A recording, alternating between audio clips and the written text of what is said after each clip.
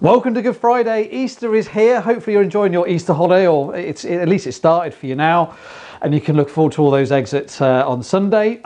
So in today's video, I don't have a competition update for you because we gave away tickets to the Retro Gaming Festival that's being held in the Bristol Hippodrome this coming weekend. We gave them away on Monday, so I haven't got anything to give away to you today. But today I have got a packed show for you because we're just going to go through one thing, and that is probably one of the most iconic jukeboxes that's ever come out. I've got the top up on this. Let's just put it down so that you can see it how it should look. There we go. And I'm going to try and cover off so much stuff, it is liable to be a bit of a mess. And Jakob's got to move around quite a bit and see what we're doing. But this is the AMI Continental II. It came out 1961, 1962. And why is it one of the most iconic? Well, it's because of its crazy design, first of all. It's got the amazing dome top. It's got this kind of wraparound display of all the tunes that are on it. But it was in two iconic movies. It was in Wayne's World. It was in Ghost. So a lot of people recognise it from that. And it really is, for me, is the pinnacle of vintage jukebox technology, really, because this one came where it'll play 200 tunes. So that means it'll hold 100 records, and I'll show you how it holds those 100 records in a second. It's stereo sound, as you can see. It's got stereo on there, and it's also got the auto mix feature on it that you think, well, what's auto mix? So let's just show you auto mix first of all. So let's just raise this dome up again. And the auto mix feature, I don't know if Jakob, if you can get in there, is basically this had a system where, if I get records, I'm going to have to walk in front of you, mates. Right. So let's get records out of here. So that is a standard vinyl 7-inch record, okay? And that is a dinked 7-inch vinyl record. So you can tell the difference. You got the big hole in it. So records come as standard like this with this big plastic bit in the middle. And the real pain is that if you wanted to fill up a jukebox, you have to dink. That's the verb, to dink. You had to dink the centre hole out of this. And you can either use, I was going to show you one, and I can't find it, but you either use a little tool which has got a cutter on it, and you go round and round and round, and you go both sides, and it'll take you ages to do. You'll get annoyed with doing it, so you'll end up pushing it harder and harder, and then potentially snapping a record. What we use, and I can't find it now, is one that actually fits on a drill. So it's a big metal circle like that. It's exactly the right size that you need for this.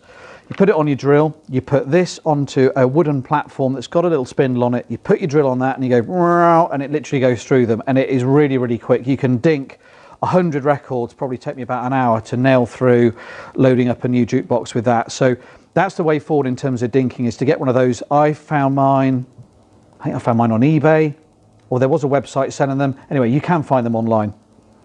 So that's the difference. Now this jukebox, the technology is, if you can come back in here, Jakob, is it's got auto mix. And what it's got is it's got this little bit in the middle here that when you put a record on it that is a normal size one, it would sense, and it will then say, it will then play this particular record without a problem. Or you put that one on and it then knows that it needs to raise up the middle. So it would raise up the middle when you come to play it, and it'll be able to play your dinked record without a problem. So that's the great thing with this. You can play either types of record, whereas most jukeboxes before this, you always had to dink them, which you have to do with this. So that's the records. Let's go in the back and just show you what the back looks like. And I can show you how, right, so show you how it opens up. So you've got a catch there, opens up the doors. There they go. And there is the wonderful wheel, which has got all the different records on it. So that's holding 100. If you've got a jukebox that holds 50 records, then they're just equally spaced to go around to fit that on there. Down the bottom, you've got the amp. So you can see you've got a valve amp that gives it its distinctively warm tone that you'll get from a vinyl jukebox. You can't see the speakers, they're all in the front, and the bits to the other side are all the mains adapters for everything. That's the power supply that's in there. So that's just to give you a quick show into the back. Now what I wanted to show you around the front is, now this jukebox has just come in, so it's actually got all the previous owners' records are all in it.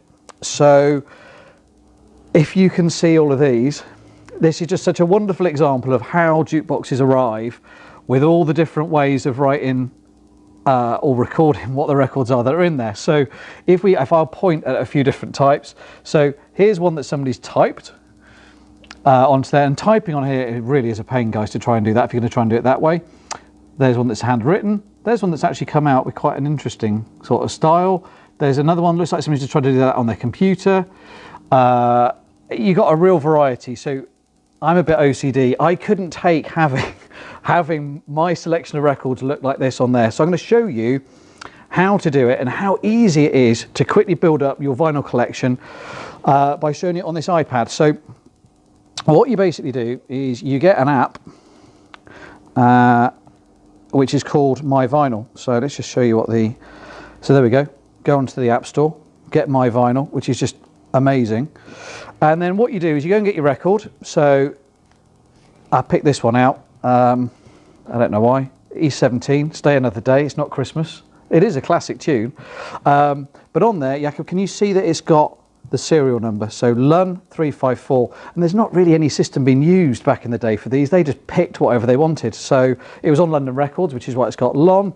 And then 354, no idea why they picked those numbers. So what you do is, let's just get this to go back up the right way, is you press the plus sign, and then it comes up saying search catalogue number. And this actually links up to discogs.com. You'll need to have an account for that if you haven't got one already, so I've already registered an account with it. And you put in the catalogue numbers, you put in LUN, and then you put in 354, and then it searches that database for that record, and then bosh, it finds it. The beauty of this is that you don't have to start typing all this stuff in to a computer and trying to generate it all. It'll just do it, and it'll find the record, it'll find all the different versions. So this one's only come up with 2 different versions, and the only difference between these is it's got 2 different genres. One is pop, one is electronic. So we'd pick pop, and then it will show you that is what the label would look like when it prints out. Now you can amend that if you want to by just clicking on all these different things, which I won't show you that because that's quite straightforward. But you can change the way that it appears. So I picked this one because, I come back again, because it's a Christmas tune. We actually picked a Christmas background for it. So you can always see on a jukebox which of the Christmassy ones are. And when I had a jukebox at home, I always used to just sort of change them over. So put them in for Christmas with all of these and then whip them all back out. I had about 20 Christmas ones. Take those all back out again. But it's easy to pick a Christmassy tune if you wanted to pick one. And what you can do on this is you've got choose title strip, and you can choose the style of title strip that you want. And you can pick all these different colours. Then you've got your Christmassy ones. You can pick different types of Christmas tree, your holly. You can have Halloween. I don't know, do you know any Halloween tunes, Jakob? No, no. So anyway, there we go. So you can pick your title strip, and then what you do is you would, I need to highlight some, I need to pick this. So it highlights bits it's not happy with. You've got to pick which one you want to choose in terms of the name. Then it says it's happy with that. Then you hit save, and then it will save the record for you. And what I've got in here is I've got all of my records that we've got in the showroom here are all here. So you can literally go through and you can create a PDF to be able to print all these records off. So, you know, I don't know, Alexander O'Neill, classic artist, Criticise, good tune. Jakob doesn't know that one either, do you? Jakob, no, we've been going through all my favourite records. He doesn't know any of them. But what it will do, it will then put all the title strips onto a PDF. Let's just try and get a PDF up. So there we go. So that's one I preloaded earlier on. It'll basically put that's an A4 page, and that's ready to be printed out. So obviously I can't print from this. Well, I could do if I had it properly set up, but I basically email this to myself and then print it off on my printer, and it all comes out already done. You just got to snip them out, slot them into your jukebox, and that's how they'll look. So Jakob, if you come over here, let's show you one, a jukebox that we've already done. So this is one that Jono has done already, which has got all the, if you have a look at all the title cards, you can see how neat and tidy they all look. They're all been printed out properly. That's all using this system. And then there's all your Christmassy ones. I don't know why we've still got Christmas in when it's March, but anyway, that's what it looks like. So that's how you do that. Jakob's saying I've got a minute left. So what we're going to do is show you now how you actually load a record in there. So let's put this one out of the way. So you can move the drum round using this little switch. Jakob, if you can see this switch here. So you basically move it like that and you see the drum goes round. So if I want to change a certain record, I can see all the letters. Can you see the letters going around there? Of the individual record. And I can then stop it and the one that I want to stop. And then you can literally pick it out like that, change it. and just pop another one in to replace it, and then you pop the title.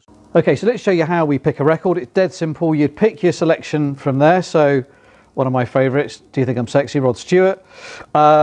You press J, press 11, the wheel then goes round, it will go and find J11, so it's going around, it's got to E, F, and if you remember what I was saying about the auto mix, because this record is dinked, watch it, pick the record out, pop it on, it then works out that it's dinked and puts the centre up, and then then it starts playing and off we go.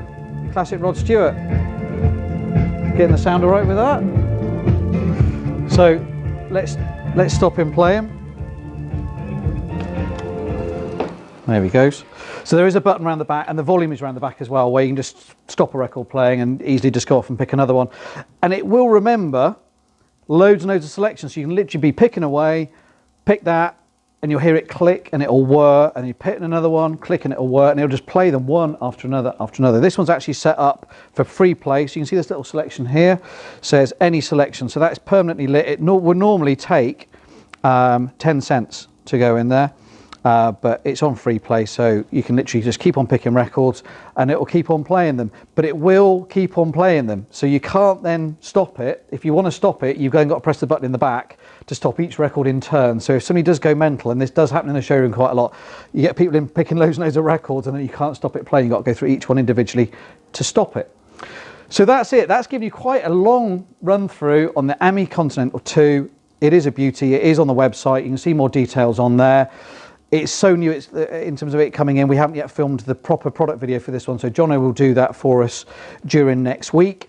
But hopefully you found that interesting. I've shown you through everything that's involved with owning, loading, listing your music on a jukebox, and that really is the fun of it, is finding the records, finding them on eBay. So a tip for you is go on eBay and type in vinyl job lot 7-inch, and you'll find loads of people selling stacks and stacks of records. And it's really cheap, you know. I mean, I've been buying stuff, you know, like 1,000 records for sort of £40. Look out for the ones that people won't send, as long as they're local to you. So put your search radius as like 30 miles.